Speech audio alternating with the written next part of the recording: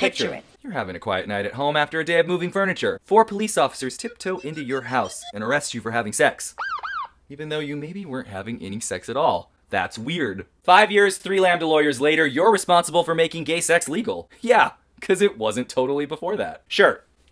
If you're queer and you're watching this right now, it is criminal how much sex appeal you have. But you shouldn't be arrested for it. Today we're here to 1. Learn about the gay sex scandal turned civil rights victory that occurred on June 26th. And 2. Give you specific ways to be especially gay on that day and beyond in acknowledgement and celebration of the landmark Supreme Court decision Lawrence v. Texas. The one that essentially decriminalized any gay sex you may want to have. Also, as a bonus, let's say this is a 3, you can impress your friends at parties with your gay historical knowledge. And when we inevitably end up talking about the Supreme Court.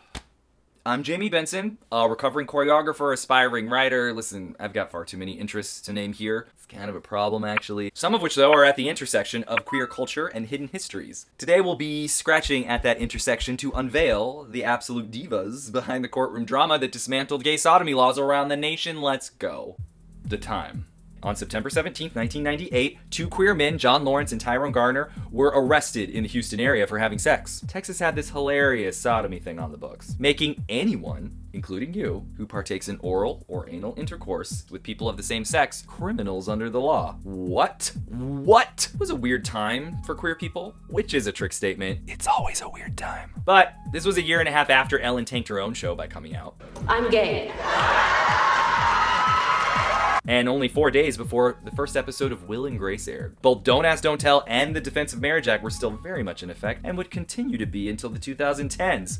Because progress is a sloth and a K-hole, which I'm thinking is pretty slow. Anyway, during this weird late 90s time for queer people, essentially a handful of corrupt law enforcement officers were caught enforcing a bad law. A law that in no uncertain terms made being gay illegal. The gay people. You've got John Lawrence, a 55-year-old veteran, medical technologist, and quiet, responsible tenant living in an allegedly rough neighborhood on the outskirts of Houston. Lawrence is friendly acquaintances with Tyrone Garner, a 31-year-old soft-spoken introvert, and his off and on-again friend/lover, Robert Eubanks, a loud 40-year-old chaos-making drifter. On that fateful night, Eubanks and Garner were at John Lawrence's house. My understanding was he was giving them some furniture. They were there to move it to a place they may or may not have had together. Details a little murky. Eubanks pulls a Patsy Stone, getting wildly drunk by way of vodka straight from the bottle, which then leads to the call.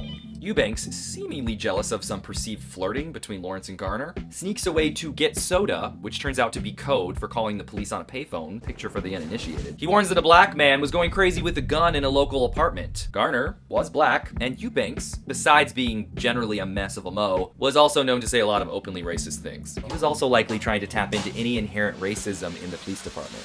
The arrest.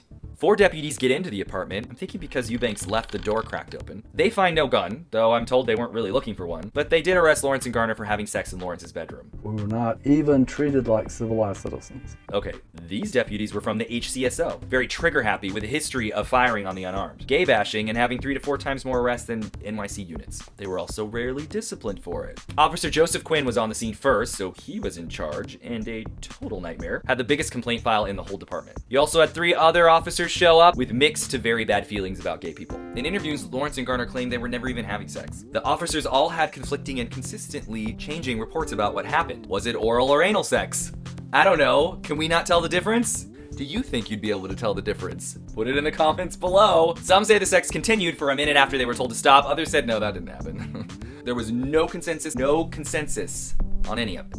They all seem to be pretty fixated on the naked drawing of James Dean that was on Lawrence's wall. His genitals were enormous. That was the only thing they agreed on. Officer Quinn wasn't even sure he could arrest them. He calls the district attorney's office from Lawrence's home to see if he can charge them with homosexual conduct. Hey, I don't like this idea of that James Dean thing, like, awakened something in me. I'm gonna lobby to arrest you for it. Can I use your phone to do that? Eventually, Lawrence and Garner were charged with the specific crime of deviant sexual intercourse. Garner was taken away quietly. As a black man dealing with the police, who also was falsely reported with having a gun, I think he was being especially careful. I think it was really rough on John. Lawrence's normally tranquil demeanor drops. He was irate, indignant, probably a little drunk, and dragged out of his own home in his underwear, getting really brutally scraped up in the process. I was pissed. They picked the wrong person to pull this on. And I said, I'm going to court. Bright side, the fact that they were taken to jail is why they were able to sue the state. Path to Supreme Court.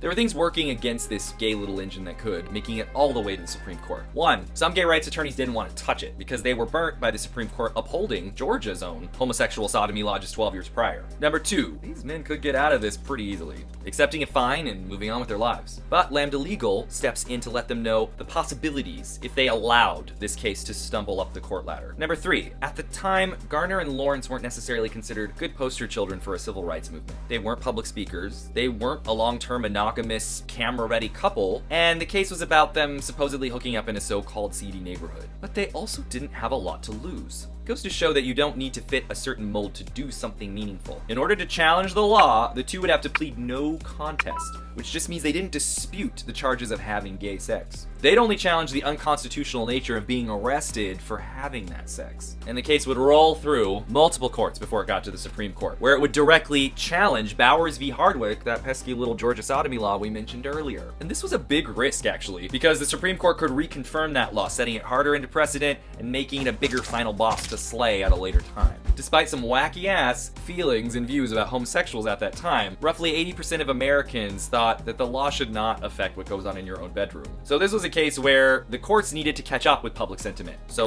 Lambda took the bet. The trial.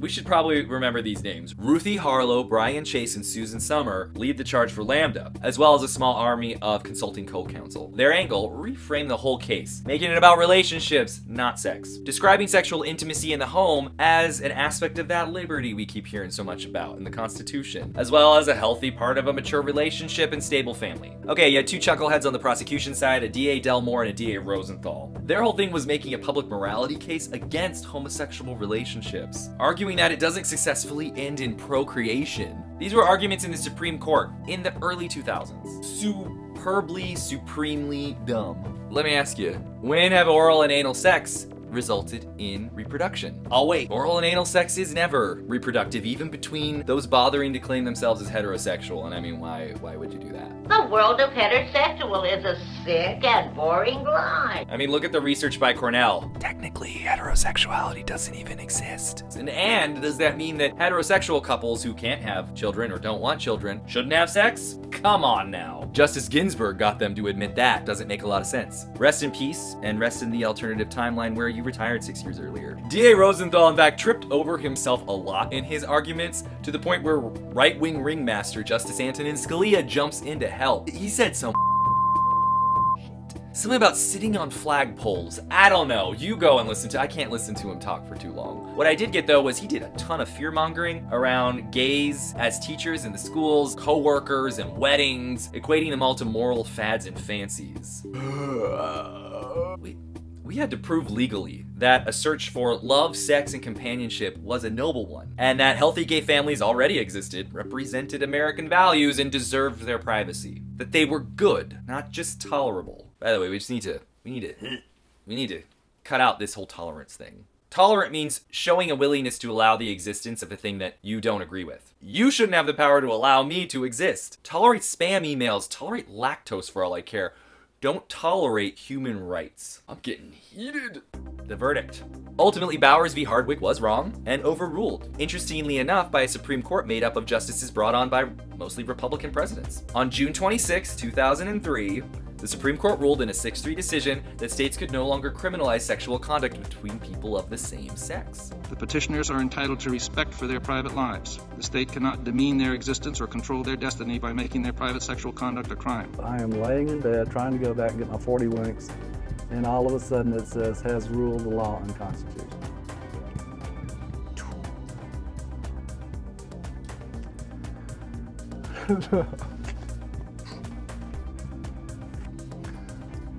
I came out of bed quite happy. It was not without some assholery, though. Justice Antonin Scalia wrote the dissent with the unusual step of reading it aloud from the bench, saying that the court has largely signed on to the homosexual agenda. You know, the agenda to live as equals.